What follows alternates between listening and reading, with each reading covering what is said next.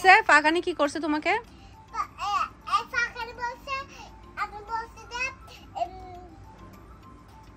তুমি ওখানে কাপড় উপরে ওঠে না।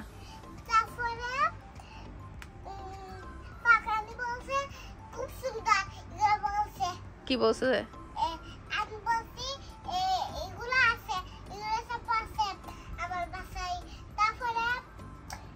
কি আছে তোমার বাসায়?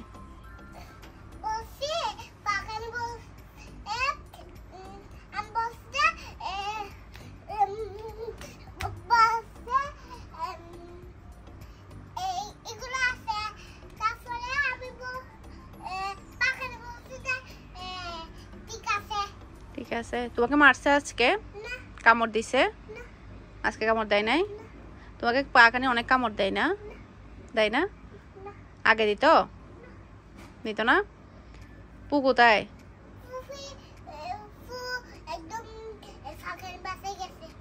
একদম পাখানি বাসায় গেছে মানে? নাই ফু নাই? ফু নাই বাসায় নাই? পাখানি ফসনি। হ্যালো এভরিওয়ান, আসসালামু আলাইকুম। আশা করছি আপনারা সবাই অনেক ভালো আছেন। আমরা সবাই আলহামদুলিল্লাহ ভালো আছি। আরও একটি ব্লগ ভিডিও দেখার জন্য আপনাদের সবাইকে ওয়েলকাম জানাচ্ছি। তো এটা হচ্ছে দুপুরের দিক দিয়ে আজকে হচ্ছে আমি ফ্রাইড চিকেন বানাবো। এর জন্য হচ্ছে চিকেনটাকে ম্যারিনেট করে রেখে দিব আগে থেকে। তো চিকেনটা আসলে ফ্রাইড চিকেনের জন্য চামড়া সহ নিলে ভালো হয়, যেহেতু বাইরে থেকে মুরগিগুলো চামড়া ছিলে আনা হয়, যার কারণে চামড়াটা নেই। তো এখানে হচ্ছে আমি একটু দাগ কেটে নিয়েছি যাতে করে একটু মশলাপাতি একটু ভিতরে যায়, এতে করে দেখা যাবে চিকেনটা অনেক বেশি জুসি হবে। আর ফ্রাইড চিকেনে আসলে চিকেন জুসি না হলে খেতে কিন্তু মোটেও ভালো লাগে না। আর অনেক সময় দেখা যায় কি রেস্টুরেন্টেও দেখা যায় কি ওগুলো অনেক বেশি ড্রাই থাকে ভিতরে, তখন কিন্তু মোটেও ভালো লাগে না। তো এখানে হচ্ছে আমি একটু 2-3টা করে একটু দাগ কেটে নিচ্ছি, এতে করে মশলাটা ভালোভাবে যাবে। তো এখানে হচ্ছে আমি 1.5 কেজি ওজনের চিকেন নিয়েছি। তারপর পোড়াটা চিকেনই আমি এখানে নিয়েছি। এরপরে যা যা মশলা দিচ্ছি সেগুলো দেখাচ্ছে। খুবই ইজি আসলে ফ্রাইড চিকেন বানানো, রেস্টুরেন্টের মতো না হলেও কাছাকাছি তো অন্তত হবে। তো এখানে হচ্ছে মরিচের গুঁড়া দিচ্ছি আমি 2 চা চামচের মতো।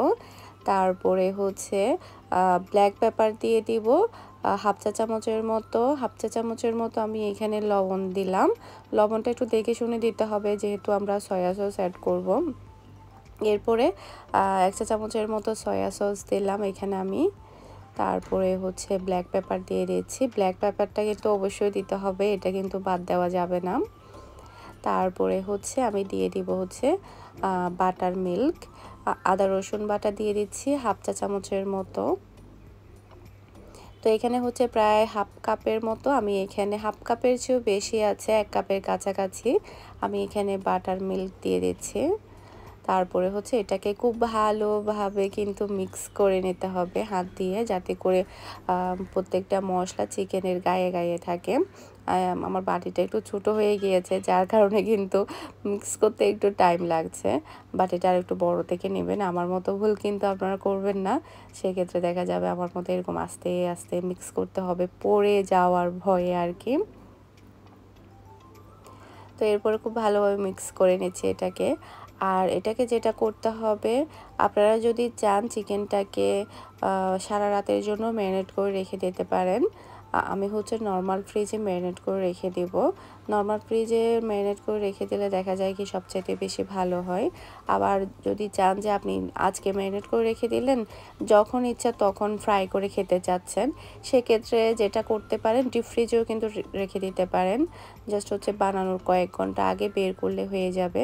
এটা আমার মিক্স করা হয়ে গিয়েছে। এখন আমি একটা বক্সের মধ্যে নিয়ে নিচ্ছি। বক্সের মধ্যে নিয়ে আমি কয়েক ঘন্টার জন্য রেখে দিব। কয়েক ঘন্টা বলতে 4-5 ঘন্টার জন্য তো রাখবই। তো এরপরে হচ্ছে সন্ধ্যার পরে তারপরে আমি এটাকে ফ্রাই করব। এভাবে কিন্তু ম্যারিনেট করা থাকলে ভাজার কিন্তু আর কোনো ঝামেলাই থাকে না। যখন ইচ্ছা তখন কিন্তু ভেজে খাওয়া যায়, বা মেহমান আসলে তখনও কিন্তু দেওয়া যায়। ডিপ ফ্রিজে কিন্তু এভাবে আপনারা ভেজে রেখে দিতে পারবেন। এরপরে পুরো মশলার ইয়াটা আমি এখানে দিয়ে দিলাম পুরো বক্সের মধ্যে। তারপরে এটাকে আমি নর্মাল ফ্রিজে রাখবো, বাহিরে রাখবো না। আপনারাও নর্মাল ফ্রিজে রেখে দিবেন।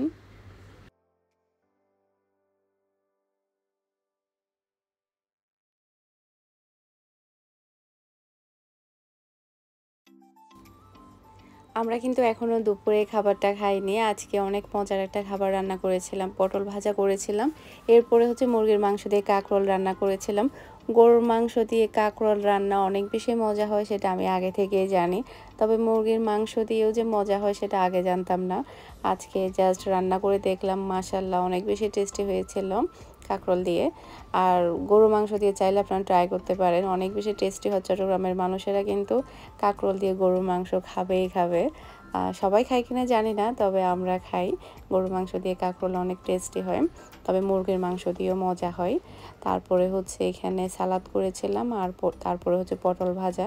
গরম ভাতের সাথে কিন্তু পটল ভাজাও কিন্তু অনেক বেশি মজা লাগে। আর এটা হচ্ছে সন্ধ্যার পরে এখানে হচ্ছে আমি ময়দার মধ্যে যা যা দেওয়া দরকার আছে সেগুলো সব দিয়েছিলাম। ভিডিওটা কেটে গিয়েছে। আসলে ভিডিও ক্যামেরাটাই অন করতে ভুলে গিয়েছিলাম। এটা আমার ক্ষেত্রে সবসময় হয়।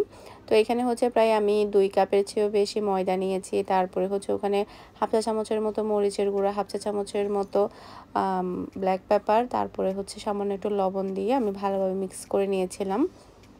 এখন যেটা করতে হবে, ফ্রিজ থেকে চিকেনটা বের করে প্রথমে হচ্ছে ময়দার সাথে একটু ভালোভাবে কোট করে নিতে হবে। এখানেও আমি মানে ময়দার বাটিটা ছোট নিয়েছি, যার কারণে নাড়াচাড়া করতে আমার একটু কষ্ট হচ্ছে। আপনারা এই জায়গাতেও একটু বাটিটা বড় নেবেন, তখন দেখা যাবে নাড়াচাড়া করতে সুবিধা হবে। তো একটু ভালোভাবে মিক্স করে আমি একটা প্লেটে নিয়ে নিচ্ছি। তারপরে এভাবেই কিন্তু আমি সবগুলা করে নেব কোটিংটা।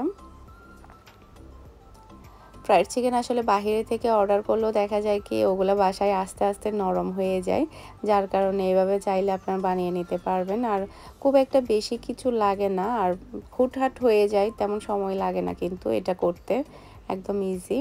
এরপরে হচ্ছে পরিষ্কার পানি নিলাম, একটা হচ্ছে ছাঁকনি নিলাম। আর পানি এখানেও একটু কম হয়েছে আমার, আজকে কেমন জানি সব কিছু ছোটো হয়ে যাচ্ছে, কম হয়ে যাচ্ছে, এরকমই হচ্ছে, ক্যামেরা অন করছি না। এরপরে হচ্ছে ছাঁকনির উপরে দেওয়ার কারণ হচ্ছে তাড়াতাড়ি যাতে এটা উঠিয়ে ফেলতে পারি।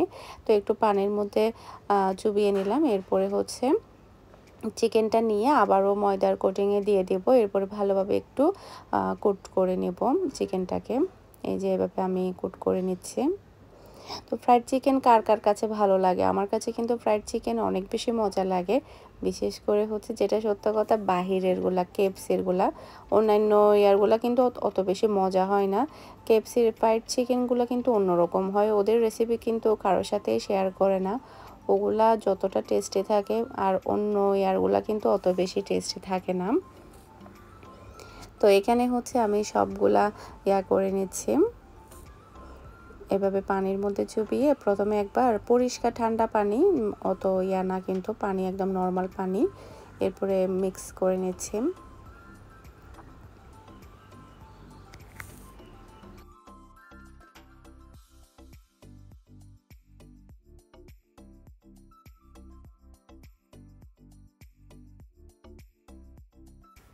তো এখানে দেখতে পাচ্ছেন প্রত্যেকটা চিকেন আমার কোটিং করা হয়ে গিয়েছে।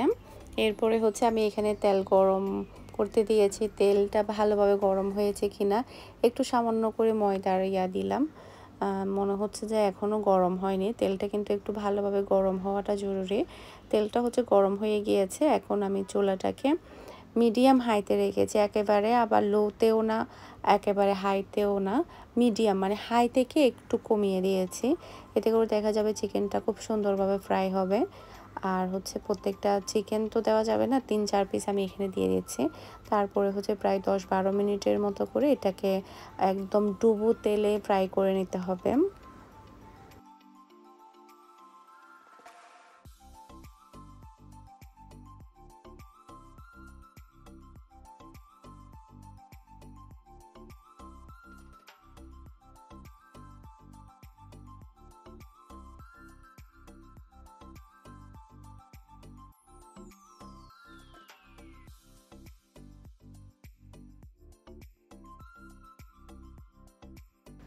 তো তো এখানে হচ্ছে চিকেনটা আমার ফ্রাই করা হয়ে গিয়েছে, এখন হচ্ছে আমি উঠিয়ে নিব। তো কালারটা কিন্তু অনেক সুন্দর হয়েছে, তবে কোটিংটা মনে হচ্ছে আর একটু ভালো হলে ভালো হতো।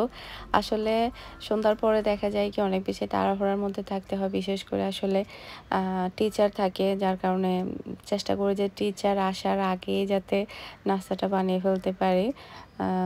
তো সেই কারণে কিন্তু খুব শর্ট টাইমেই করতে হয়। আর একটু সময় নিয়ে যদি কোটিংটা করতাম তাহলে আরও একটু ভালো হতো। তারপরে যাক, মোটামুটি যা হয়েছে আর কি, বাসায় তো খাবো, আর তো আর করব না। তো এখন হচ্ছে তেল থেকে আমি ছাড়িয়ে নিচ্ছি, এরপরে বাকি যেগুলো আছে সেগুলো আমি সবগুলা এভাবে ফ্রাই করে নেব।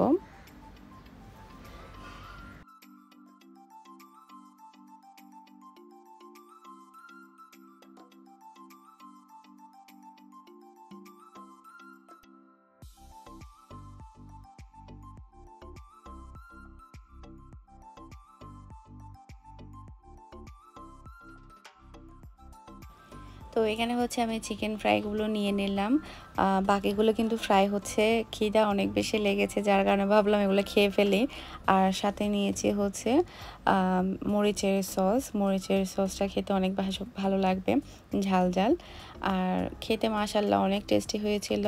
ওই যে জাস্ট হচ্ছে কোটিংটা যদি আরেকটু মচমচে হতো বা আরেকটু সুন্দর হতো, দেখতে ভালো লাগতো। তো আশা করছি আমার আজকের ভিডিওটা আপনাদের সবার কাছে ভালো লেগেছে।